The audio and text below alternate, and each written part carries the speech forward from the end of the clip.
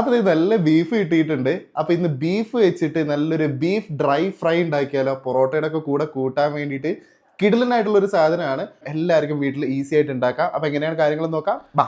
അപ്പോൾ ആദ്യം തന്നെ ബീഫ് എടുക്കുക. ബീഫിലേക്ക് ആവശ്യത്തിന് എരിവിനുള്ള മുളക് പൊടി ഇടുക.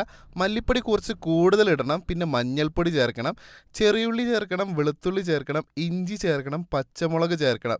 ഇത്രയും ചേർത്തതിന് ശേഷം ഇതിലേക്ക് കുറച്ച് വെളിച്ചെണ്ണ കൂടെ ചേർത്ത് ഉപ്പും കൂടെ ചേർത്ത് നന്നായിട്ടൊന്ന് തിരുമ്പി കുക്കറിലിട്ടിട്ട് ഒരു 6-7 വിസിൽ വരുന്നവരെ നന്നായിട്ട് വേവിച്ചെടുക്കണം കേട്ടോ. ഇനി ഒരു ചട്ടി എടുക്കുക. ചട്ടിയിലേക്ക് നല്ല വെളിച്ചെണ്ണ ഒഴിച്ചു കൊടുക്കണം. അതിലേക്ക് തേങ്ങാക്കൊത്ത് ചേർത്ത് കൊടുക്കുക. അതിൻ്റെ കൂടെ തന്നെ വറ്റൽമുളകും ചേർക്കണം. കുറച്ച് കറിവേപ്പില കൂടെ ചേർത്തതിന് ശേഷം വെളുത്തുള്ളി അതിൻ്റെ കൂടെ തന്നെ കുറച്ച് ആവശ്യമുണ്ട് എന്നുണ്ടെങ്കിൽ ചെറിയുള്ളി ചേർത്ത് കൊടുക്കുക. പിന്നെ പെരുംജീരകം മസ്റ്റായിട്ട് ചേർക്കണം കേട്ടോ. ഇത്രയും ചേർത്ത് നന്നായിട്ടൊന്ന് വഴണ്ടി വരുമ്പോൾ കുക്കറിലിട്ട് വിസിൽ അടുപ്പിച്ചെടുത്തിട്ടുള്ള ആ ഒരു ബീഫ് ഇട്ട് ഒരു 90% വറ്റിച്ചെടുക്കുക. ബാക്കി വറ്റിക്കൽ നമ്മൾ ഒരു നോൺ സ്റ്റിക്ക് പാനിലാക്കുന്നതാണ് നല്ലത്.